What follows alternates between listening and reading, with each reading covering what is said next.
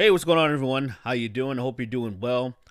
Gonna make a video about Ethan Klein versus his audience. The funny thing is, I had a video that I was gonna drop today about him because he made a ridiculous comment about exercising. But I'm gonna put that aside because I saw this and I'm like, this. I have to just get this out of the way, and then I'll drop the other one.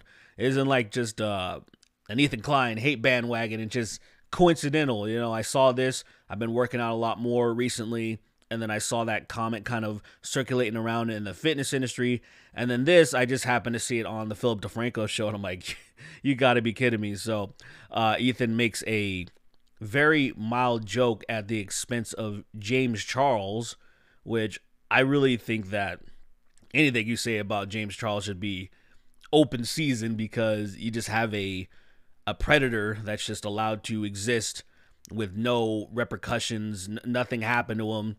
There is so much evidence of him DMing young boys, and people are just like, well, it's out of my hands, I guess. But we're gonna watch this so you guys can get a little bit more context. You can see what's going on and why this has just blown up into one of the dumbest things that I've seen, that I'm like, I can't believe this is H3's audience. James Charles. James recently uploaded a video about makeup on Amazon, and in it you can see adult diapers in the Buy Again section of James's Amazon homepage. But even then speculating, right? Is it a medical condition? Is it maybe for an older relative? But then quickly making a joke about James's sexuality. It was like small size, like twink size. He has some anal leaking. Well, now, we were saying, well, if he's getting blasted in that hard enough, potentially, you may need to wear a diaper. Maybe.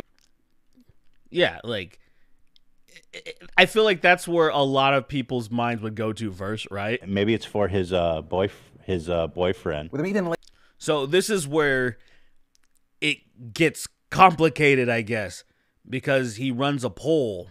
He runs a poll, like, for his audience to see, and I guess this is what happens on the podcast frequently. They run polls and the audience chimes in. It's kind of smart to get your audience involved and stuff.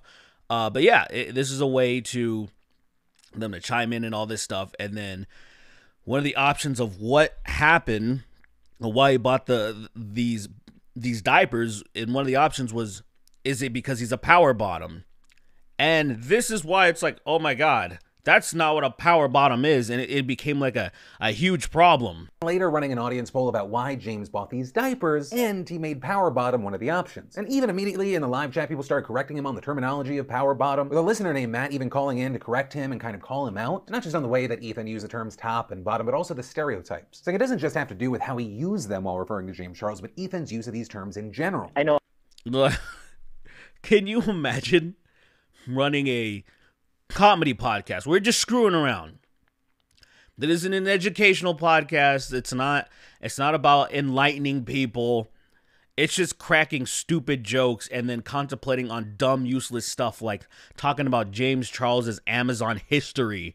And there's people freaking out in the comments section, so much so that someone's got to call in and correct him. You got to be, this is problematic. This is very homophobic speech, Ethan, because you're a very homophobic person. You can't just be making a tasteless joke. This is a serious problem. How often you feel inclined to describe someone where you think they might be a bottom. And I think that that's often a misconception, that like bottoms may be passive or the... Often a misconception. I would say a misconception, sure, because not every bottom is just immediately passive. I thought that was the whole point of a power bottom. I don't know. Maybe I don't know the terminology. I've never looked it up myself.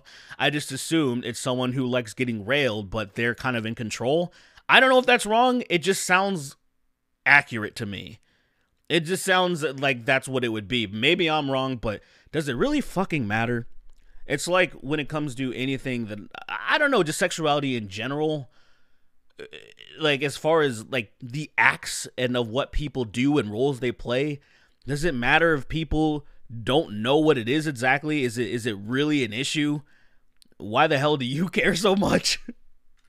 Well, I just mean that he likes partner. I just mean that he likes to take it up the butt. Right. That's right. Well, so I don't understand how his audience is having such a fucking issue. Correct. But how can you know that about someone? With Matt saying that Ethan... Like,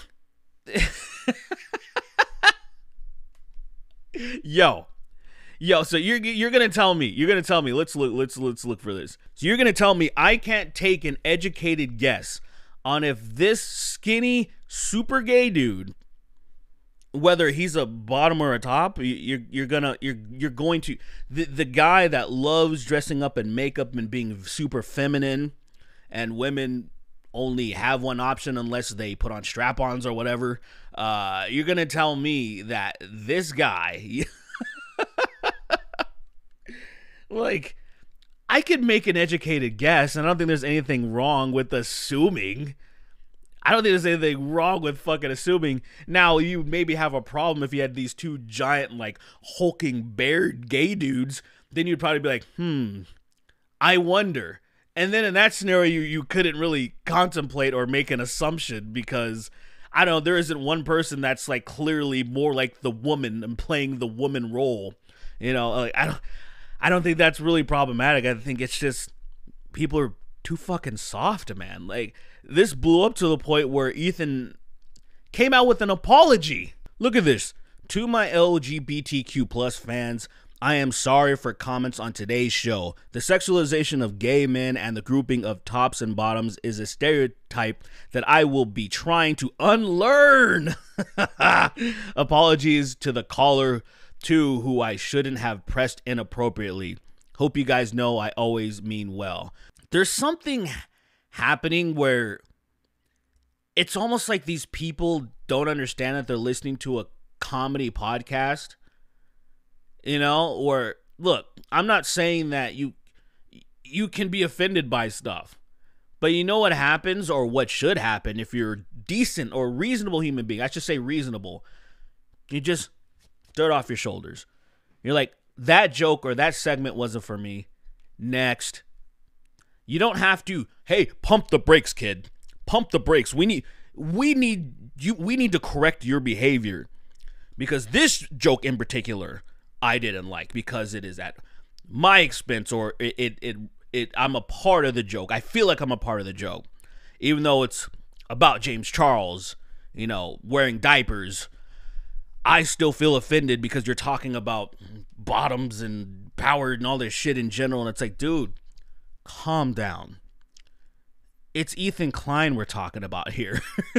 Like, this is not, it was kind of like, remember the whole backlash when Ethan Klein was supposed to debate Steven Crowder or something, and then it's like, why were people even excited for that in the first place?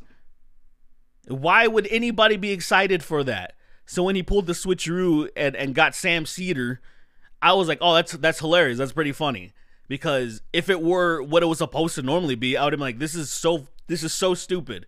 It was like Ken Ham versus Bill Nye the Science Guy. That was the dumbest idea ever. And then people, when it was all over, they're like, oh, that sucked. I'm like, you think? What did you think you were going to get from that? Now, I just want to point out this. It's one of the producers of the show, Dan. He's responding with just telling them to shut up, which I totally agree with, because these people just need to calm down from a stupid comedy podcast, a very low tier, just casual background noise podcast, and these people are freaking out about this shit. Of course you were right. And honestly, just so over these people. Shut the up! Shut up! I mean, I'm just trying to make the call fun. Yeah. Exactly. Yes. It's a entertaining show. Shut the up. Exactly. That's exactly. Regardless of if you're actually enjoying the content or not, you know, the podcast is huge, large audience. They on YouTube alone, they're like averaging almost like 1 million or 1 million per hits, and I can imagine what it is across their RSS feed in general. It's a big podcast, whether people listen or like it or not, but obviously a lot of people like it. So it's like, relax, man. But I guarantee a lot of people just listen to this at work. It's just casually in the background. Anytime I've ever listened to the H3 podcast, it's just casually in the background. I used to enjoy it a lot more back in the day when it was more guest heavy and they were really trying to, you know, get more in the comedic scene but then they kind of just pulled away from it and realized that, well, we're not comedians per se. We're just entertainers in the YouTube space, which I can respect. You know, I think it's better than trying to be like, let's buddy with Tom Segura and Christina P, and let's try to really get in that space. Let's get Bill Burr on and everything. And it's like, I don't like gatekeeping. I don't. But at the same time, it just felt a little inauthentic for them trying to weasel their way in there. I'm like, I don't know about this. I don't know how I feel about this. So here we are on his tweet, right? Here is his tweet, and I just wanted to show you some of the replies, because some of the replies are just like, Jesus.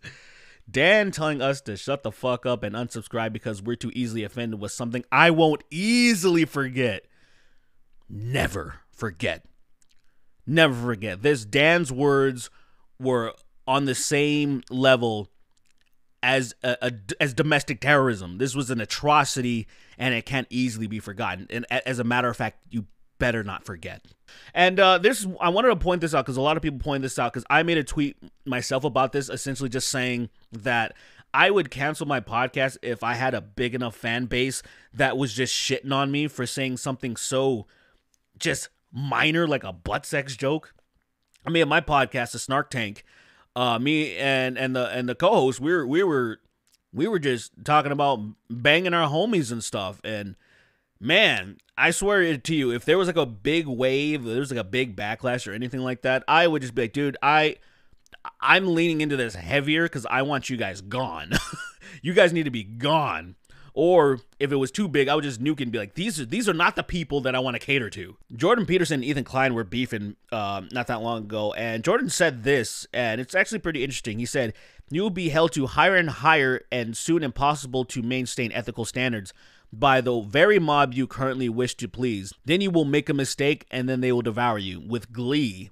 Please take this warning seriously. I liked you." And so Jordan Peterson, as much as I think he's completely fallen off the deep end, maybe I'll make a video about that. I know his parasocial fanboys will not listen any way, shape, or form, and they'll say, well, you talked to him back in the day. I'm like, yeah, people change. People change.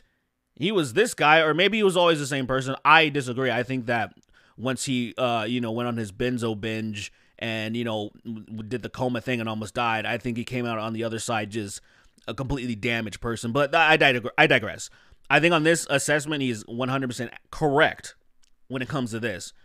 When you do play into, when you have a new direction, and I don't think, and a lot of people say that Ethan has just changed as a person. I wouldn't know that. I've spent a little bit of time with him, but he seemed like the same person. I've talked to him behind the scenes. Seemed like the same person. I think that he's always held a lot of these beliefs, but he's just let them out. He feels like it's important to use his platform and to be political. That's why he started a political podcast with Hassan. And I don't think he's changed. I just think that he's trying to not be as edgy as he used to be. He realized that, it hurt a lot of people's feelings, and then he did play into it and cater to these people. And that's where I feel like, and a lot of people think that he made a mistake. Because now, if you're trying to be edgy, like Ethan Klein grew up listening to Howard Stern. Howard Stern was Mr. Edgy. He was Mr. Shock Jock, right? He was just doing a bunch of dumb stuff. I would listen to him back in the day when I was a kid, and all he would do is just have like porn stars on and ask them how many times they take a shit in a day or whatever. Like, it was like, ooh, edgy. That, I thought that shit was hilarious when I was a kid. So then Ethan still has a little bit of that spirit in him, and then all of a sudden these people push back and stuff, and he gets super annoyed. But I'm like, bro, this is the cards you have to deal with, because these are the cards that you laid out, and this is what you're playing with. You dealt your own deck, and this is what you have to juggle. Oh, it's so toxic. I'm like, you're no fun. I don't want to be around you. These are the people in Ethan's comments, the caller, the people in the chat that are all freaking out about, that's not what a power bottom is. Like, shut up. Shut up. Like, why are you expecting him to know what a power bottom is? He's not gay. He doesn't do that shit. He's obviously making a dumb joke about James Charles. It's supposed to be a throwaway, and then they fucking move on. Oh, my God. Anyway, that's it for me. I just thought this was kind of funny and then annoying. I guess more annoying than funny. But at the end, when I get this all off and it starts to feel kind of cathartic, you're like, all right, it's just gone back to being funny again. Anyway, y'all have a good day, and I'll see you in the next one.